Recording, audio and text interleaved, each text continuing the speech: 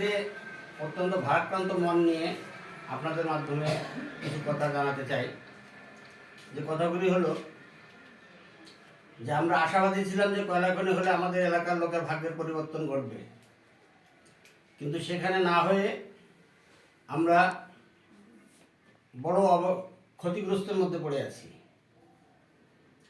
এখানে কয়লা খনি হওয়ার পর থেকে আজ পর্যন্ত যেসব অকারণ ঘটে যাচ্ছে সেগুলি জনসমক্ষে বা দেশবাসীর কাছে জানানো খুব জরুরি মনে করছি। আজকে পাত্রাপাড়া গ্রাম, এই গ্রামের নামে বরপুকুরে কয়লা খনি হয়। 2011 সালে আমরা অনেক আন্দোলন, ত্যাগ তিতিক্ষার মধ্য দিয়ে তাদের কাছ থেকে কিছু বিষয়ে দাবি উত্থাপন করে আমরা একটা সমঝোতা স্বাক্ষর 2009 সালে কাছে তো আবার শুরু করো 2009 সালে। 2009 সালে কয়লা খনি কর্তৃপক্ষের সঙ্গে আমাদের এলাকার গণ্যমান্য ব্যক্তিবর্গ সমন্বয়ে একটা চুক্তি স্বাক্ষরিত হয় এবং সেই চুক্তি স্বাক্ষরে যত কিছু আমাদের উপস্থাপন করা ছিল যে আমরা যদি কোনো এলাকার ক্ষতি হয়ে যায় কয়লা উত্তোলনের ফলে সেই ক্ষতির খেসারত তারা দিবেন এবং আমাদের যে ক্ষতিগুলো হয়ে গেছে সেই ক্ষতিগুলোকে তারা পুষিয়ে দিবেন। কিন্তু দীর্ঘ 16 বছর অতিবাহিত হয়ে গেল, এখন পর্যন্ত সেই সমঝোতা স্বাক্ষরের একটি কথা বাস্তবায়ন তারা করেন নাই। এখন কয়লা খনি যত দিন যাচ্ছে ততই আমাদের গ্রামগুলিতে, যে এলাকার গ্রামগুলি আছে বসবাস করে মানুষ প্রায় 15-20 হাজার লোক, সেই গ্রামগুলি প্রতিটাই এখন ক্ষতির সম্মুখীন। বিশেষ করে পাত্রাপাড়া গ্রাম 4টি মৌজার সমন্বয়ে গঠিত। এই গ্রামে মাটির নিচ থেকে হয়তো কয়লা তারা তুলে নিয়ে চলে গেছে, যেই কারণে এখন এই গ্রামের অধিকাংশ জায়গা 1 থেকে 1.5 ফিট দেবে গেছে বা দেবে যাচ্ছে। কন্টিনিউ এটা হতেই আছে, প্রতিনিয়ত কম্পন বেড়েই চলছে, যেটা অত্যন্ত ভয়াবহ।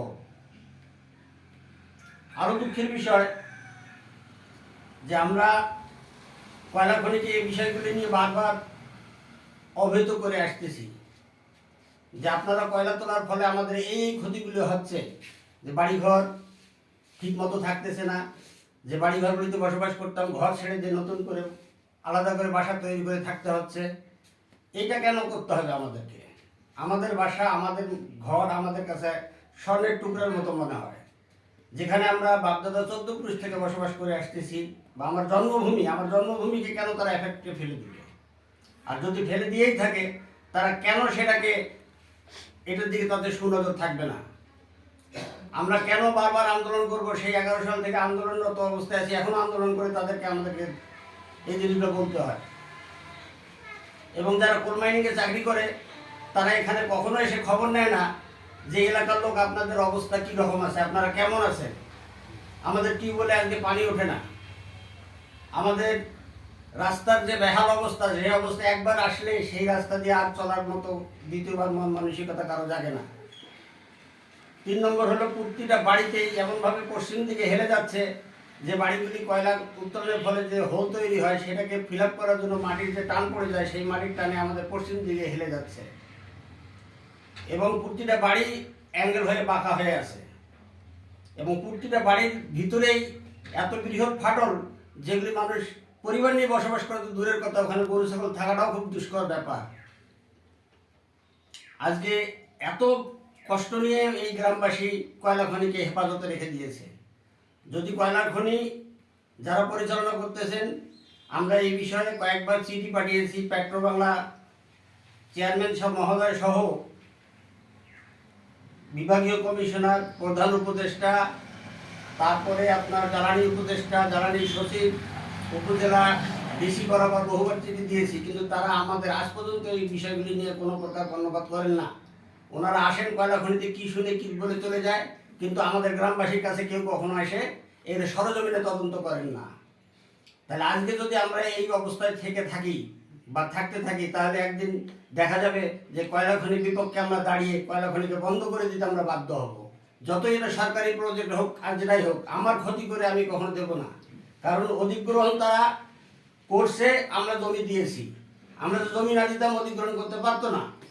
এখন আমাদের বসবাসের জায়গার উপর আঘাত ফেলে দিয়েছে, এই আঘাত নিয়ে তো আমরা বসবাস করতে পারি না।